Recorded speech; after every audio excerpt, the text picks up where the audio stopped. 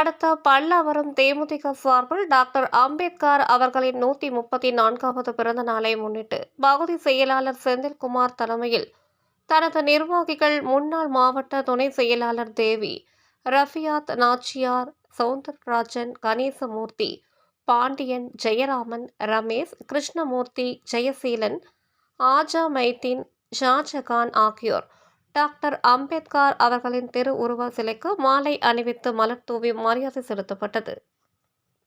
எங்கள் நெஞ்சார்ந்த நன்றியை தெரிவித்துக் கொள்கின்றோம். தற்போது மாலை அணிவிக்க அம்பேத்கர் பகுதியினுடைய தலைமை நிர்வாகிகள் மரியாதைக்குரிய தந்ததற்காக எங்கள் நெஞ்சார்ந்த நன்றியை தெரிவித்துக் கொள்கின்றோம். தற்போது மாலை அணிவிக்க அம்பேத்கர் பகுதியினுடைய தலைமை நிர்வாகிகள் மரியாதைக்குரிய